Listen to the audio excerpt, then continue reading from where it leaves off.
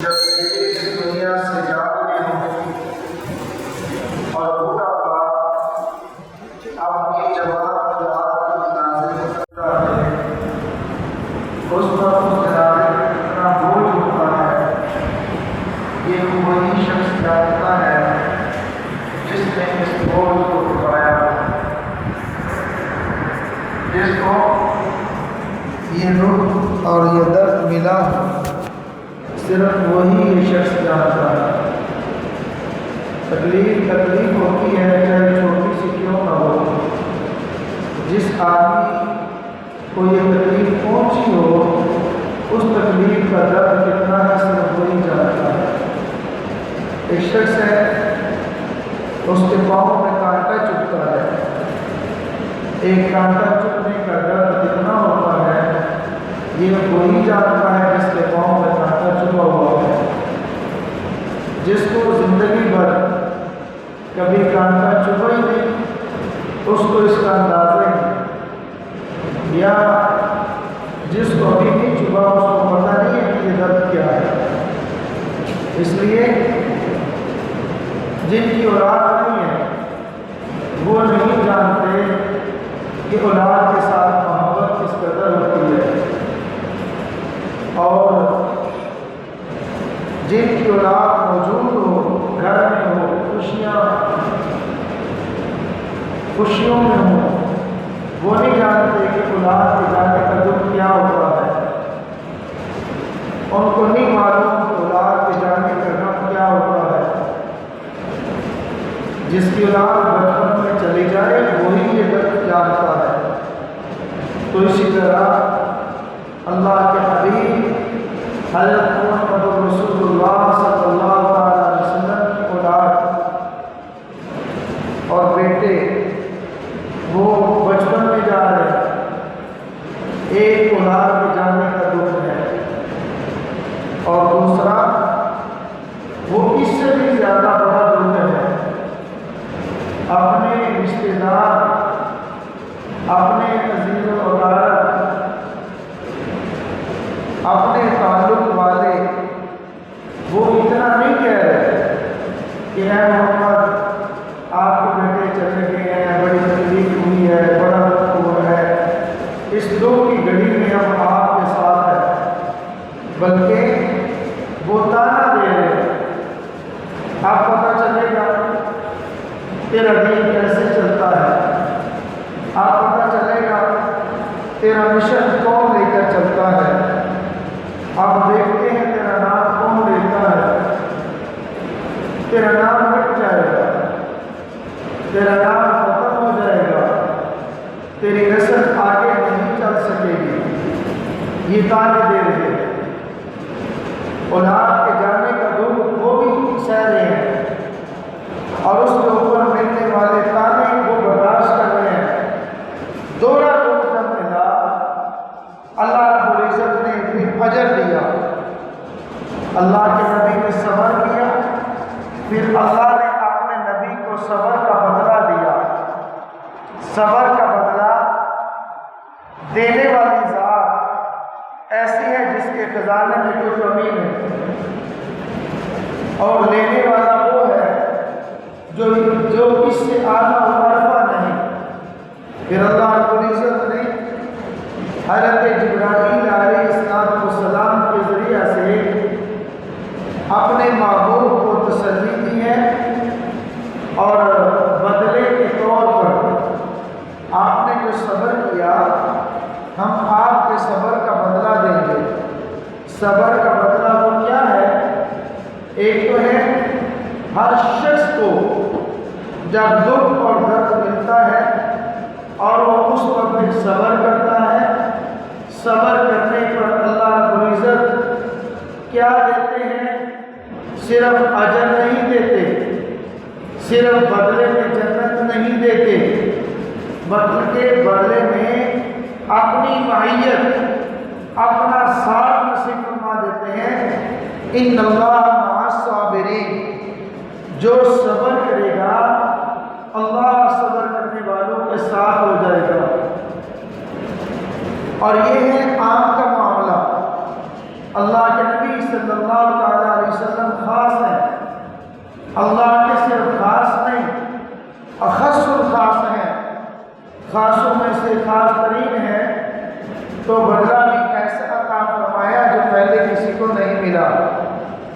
فرمایا اِنَّا أَعْطَيْنَاكَ الْكَوْثَرَ، ہم نے آپ کو خیر کثیر عطا فرمائی ہے۔ خیر کثیر کیا ہے؟ کوثر کیا ہے؟ اس کا معنی خیر کثیر، بلائیاں ہی بلائیاں۔ مفسرین نے ایک ترجمہ یہ بھی لکھا ہے کہ ہم نے ہر وہ چیز آپ کو دے دی جس میں بلائی ہے، ہر وہ چیز جس میں بلائی ہے ہم نے آپ کو عطا کر دی۔ بس آپ دو کام کریں، فَصَلِّ لِرَبِّكَ وَانْحَرْ، آپ دو کام کریں، اپنے رب کے نام پر نماز پڑھیں اور اپنے رب کے نام پر قربانی کریں۔ ہمارے شیخ، ہمارے استاد، ہمارے پیر و مرشد حضرت متکلم اسلام مولانا الیاس گومر صاحب نے عجیب نقطہ بیان فرمایا ہے۔ فرمایا اللہ جل جلالہ نے اس ایک آیت کے اندر پورے دین کا خلاصہ بیان کر دیا ہے۔ عبادت کیا ہے؟ ہر عبادت وہ دو قسم کی ہے، یا جانی عبادت ہے یا مالی عبادت ہے، اور جانی عبادات جتنی بھی ہیں ان سب میں سے بہترین افضل ترین عبادت نماز ہے۔ اللہ نے اپنے معبود حضرت محمد الرسول اللہ صلی اللہ علیہ وسلم کو مالی عبادات میں سے بہترین عبادت کا حکم دیا، فَصَلِّ لِرَبِّكَ، آپ اپنے رب کے نام پر نماز ادا کیجیے۔ اور مالی عبادات میں سے خصوصاً 10ویں ذی الحج کو، خصوصاً 10ویں ذی الحج کو سب سے بہترین عبادت قربانی کرنا ہے، خون بہانا ہے۔ تو اللہ رب العزت نے اس کا ذکر فرما دیا، وَانْحَرْ، آپ نہر کیجئے، آپ اپنے جانور کو ذبح کیجئے۔ صحابہ نے اللہ کے نبی صلی اللہ علیہ وسلم سے عرض کیا، مَنْ أُزَاحِي یا رسول اللہ، یا رسول اللہ صلی اللہ علیہ وسلم یہ قربانی کیا ہے؟ اللہ کے نبی صلی اللہ علیہ وسلم نے ارشاد فرمایا، ہوا سنت بِأَبِيكُمْ ابراہیم، یہ قربانی کرنا، جانور کو ذبح کرنا، جانور کے گردن پر چھری بہانا چلانا، جانور کا خون بہانا حضرت ابراہیم علیہ السلام کی سنت ہے، حضرت ابراہیم علیہ السلام کا طریقہ ہے، اس وقت سے چلا ہے، آج تک چلتا آیا ہے اور قیامت کی صبح تک چلتا رہے گا۔ یا رسول اللہ صلی اللہ علیہ وسلم، یہ جو ہم قربانی کرتے ہیں اس پر اجر کیا ملتا ہے؟ اس پر بدلہ کیا ملے گا؟ اللہ کے نبی صلی اللہ علیہ وسلم نے ارشاد فرمایا، جس کا مفہوم یہ ہے، فرمایا جانور کے ہر بال کے بدلے اللہ تمہیں نیکی عطا فرمائیں گے۔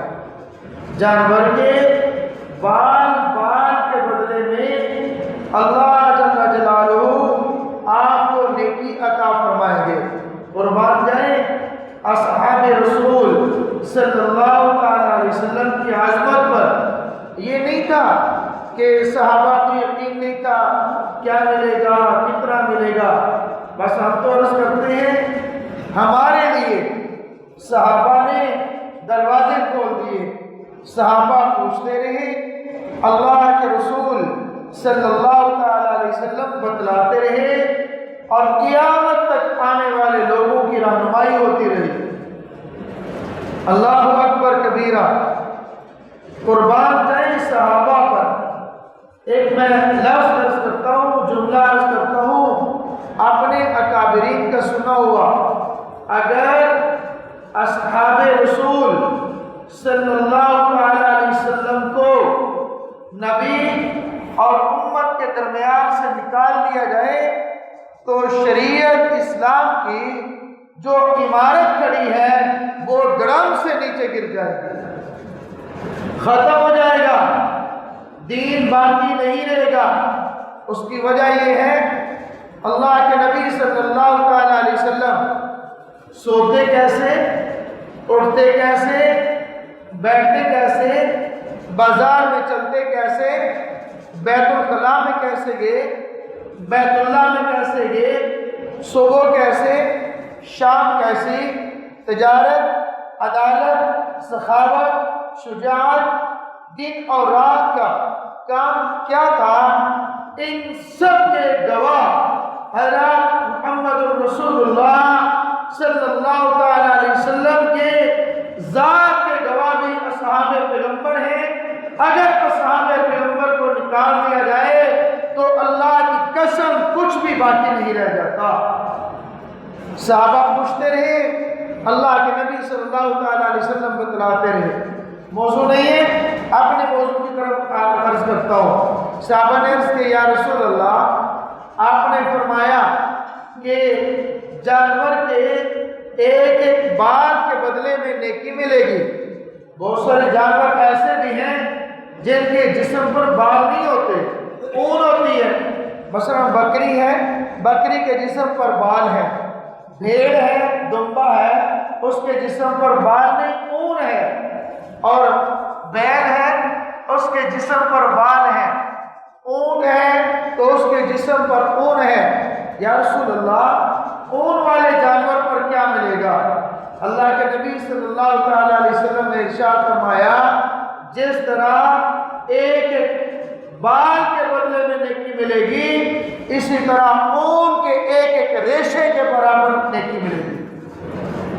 تو میں اس کو آسان سمجھانے کے لیے ایک بات عرض کرتا ہوں۔ میری زندگی میں، یہ 44 سال کی زندگی میں نے ایک شخص ایسا نہیں دیکھا جس نے یہ کہا ہو کہ میں نے بکری کے بال گنے ہیں، میں نے اونٹ کے بال گنے ہیں یا گنے نہیں، اور وہ یہ کہے کہ میں بھیڑ کی اونٹ کے بال گن سکتا ہوں، بکری کے بال گن سکتا ہوں۔ تو پھر کیا ہوا؟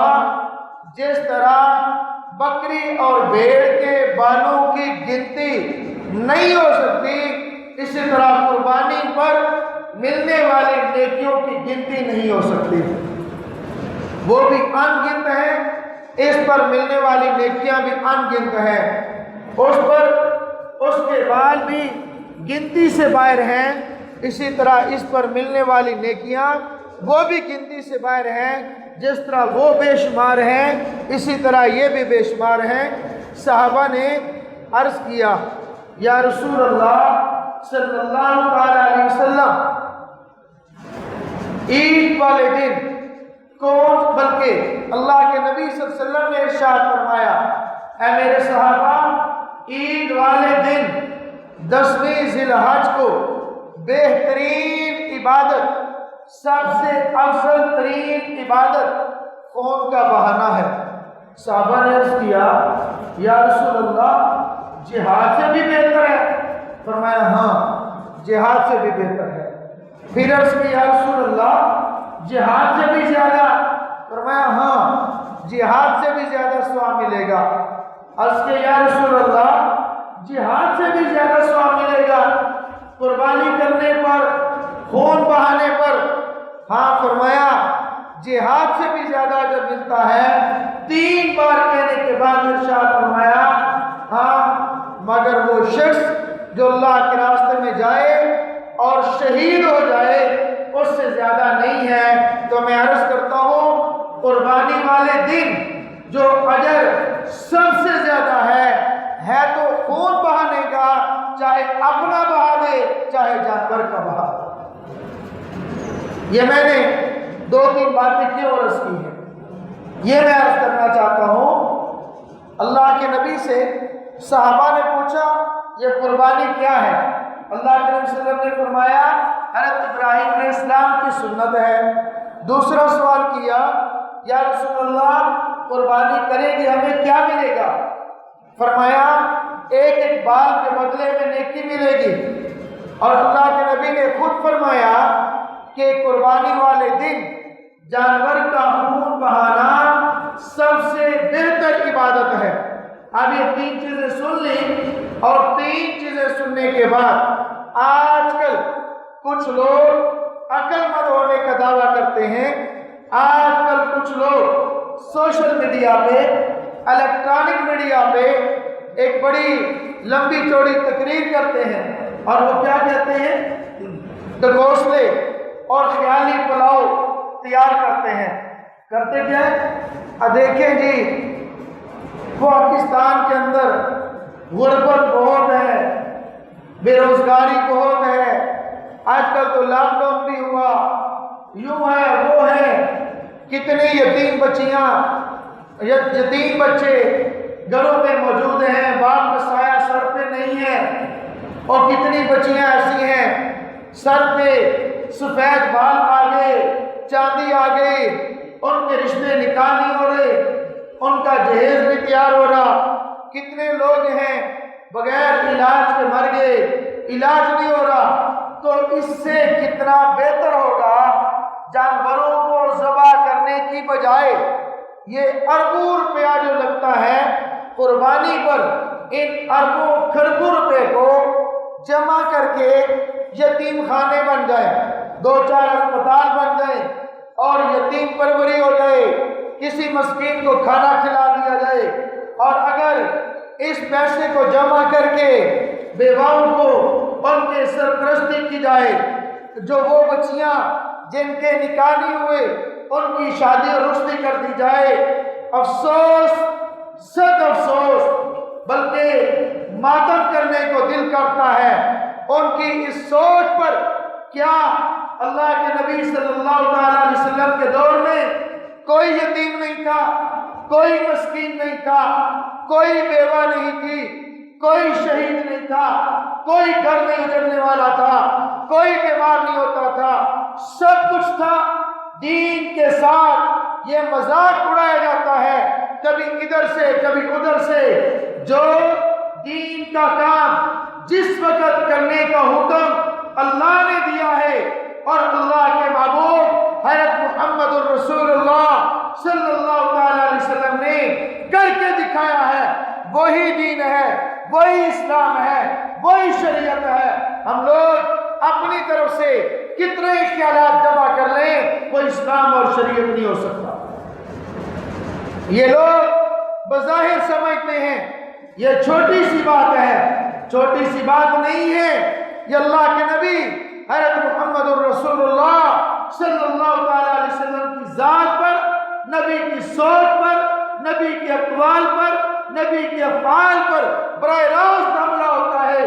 یہ جملے کہنے والے اپنے ایمان کی خیر منائیں۔ میرے محترم دوستوں اور میرے بھائیوں، تو میں یہ بات عرض کر رہا تھا، کیا ہمارے دل میں دکھ اور درد اللہ کے نبی سے زیادہ ہے؟ کیا ہمارے دل میں دکھ اور غم نبی کے غم سے زیادہ ہے؟ اس نبی نے اگر چڑیوں کے حقوق بتلائے ہیں، جانوروں کے حقوق بتلائے ہیں، حیوانوں کے حقوق بتلائے ہیں، انسانوں کے بتلائے ہیں، یہاں تک کہ کافروں کے حقوق بھی بتلائے ہیں، تو کیا اس نبی نے یتیم، بیوہ، مسکین، غریب ان کا خیال نہیں کیا؟ یقیناً کیا ہے۔ خیال اپنے اپنے لحاظ سے ہوتا ہے، اپنے مقام پر ہوتا ہے۔ تو میرے محترم دوستوں، عید والے دن جانور کا ذبح کرنا یہی عبادت ہے۔ عید والے دن جانور کو قربان کرنا سب سے بہترین عبادت وہی ہے۔ اللہ کے نبی صلی اللہ تعالیٰ علیہ وسلم نے کتنی بڑی وعید ارشاد فرمائی ہے، فرمایا جو صاحب نصاب ہو، صاحب استطاعت ہو، طاقت رکھتا ہو قربانی کرنے کی، اور وہ قربانی نہیں کرتا، ہمارے پیچھے آ کر نماز نہ پڑھے، ہماری عیدگاہ میں نہ آئے۔ مطلب کیا ہے؟ میری امت میں سے نہیں ہے، ہم میں سے نہیں ہے۔ مال ہو اور وہ قربانی نہ کرے، مال ہو زکوٰۃ نہ دے، مال ہو عشر نہ دے، تو یہ فرض کی ادائیگی نہیں کر رہا۔ میرے عزیز دوستوں اور میرے بھائیوں، اللہ رب العزت توفیق عطا فرمائے، مال ہو تو قربانی ضرور کرنی چاہیے۔ اس کے اندر امیروں کا بھی خیال کیا، جس کو کتنا ملے گا اجر، کتنا اجر ملے گا۔ اور اللہ کے نبی صلی اللہ علیہ وسلم نے غریبوں کو بھی تنہا نہیں چھوڑا۔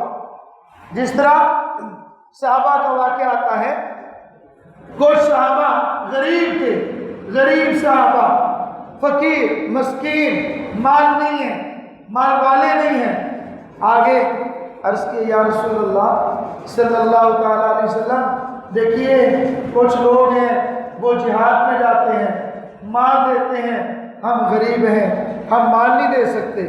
یا رسول اللہ کچھ لوگ ہیں اپنے جانور دیتے ہیں، ہمارے پاس جانور نہیں ہے۔ یا رسول اللہ کچھ لوگ ہیں وہ خدمت کرتے ہیں، ہم کمزور بھی ہیں تو ہم نہیں کر سکتے، ہم کیا کریں؟ اللہ کے نبی صلی اللہ علیہ وسلم نے ان کو بہترین اور چھوٹا سا نسخہ بتلا دیا۔ فرمایا میرے صحابہ، آپ نماز کے بعد 33 بار سبحان اللہ، 33 بار الحمدللہ، 34 بار اللہ اکبر پڑھ لیا کرو، اللہ تمہیں ان کے اعمال کا بھی اجر عطا فرما دے گا۔ غریبوں کے لیے ایک اور بات، قربانی کے حوالے سے، اب غریب آدمی سوچتا ہے میں قربانی نہیں کر سکتا، یہ میری بس کی بات نہیں ہے، میرے پاس مال نہیں ہے، میں غریب ہوں، میں مسکین ہوں، میرا کیا بنے گا؟ اس کا حل اللہ کے نبی صلی اللہ علیہ وسلم نے فرمایا۔ وہ نبی تو سب کے ہیں، امیروں کے بھی ہیں، غریبوں کے بھی ہیں۔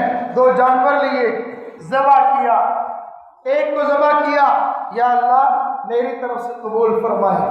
دوسرا جانور لیا، ذبح کیا، یا اللہ یہ میری امت کی طرف سے قبول فرمائے، امت کے غرباء کی طرف سے، یا اللہ اس کو قبول فرمائیے۔ اللہ کے نبی صلی اللہ تعالیٰ علیہ وسلم نے امیر اور غریب سب کا خیال کیا ہے، امیر کو امیر کا کام بتلایا اور غریب کو غریب کا کام بتلایا۔ جو میں نے عرض کیا، دیکھیے نماز ہے بہترین عبادت ہے، قربانی ہے وہ بہترین عبادت ہے، اور یہ وظیفہ 33 بار 34 بار یہ کیا ہے؟ ہر نماز کے بعد۔ کب ہے؟ ہر نماز کے بعد۔ ہم نماز تو پڑھ لینا، ہم نماز تو پڑھ لینا۔ میں اگر کہوں، ایک بات عرض کرتا ہوں، بھئی آپ سب میرے ساتھ ہیں، نماز فرض ہے اور عید کی نماز واجب ہے، عید کی نماز واجب ہے۔ اب دیکھیے فرض کا مقام پہلے ہے اور واجب کا مقام اس کے بعد ہے۔ ہم میں سے کتنے لوگ ایسے ہوں گے جنہوں نے آج فجر کی نماز نہیں پڑھی ہوگی؟ اللہ رب العزت جو میں نے 2-4 باتیں عرض کی ہیں اس پر مجھے بھی آپ سب کو عمل کرنے کی توفیق عطا فرمائے۔ وآخر دعوانا ان الحمدللہ۔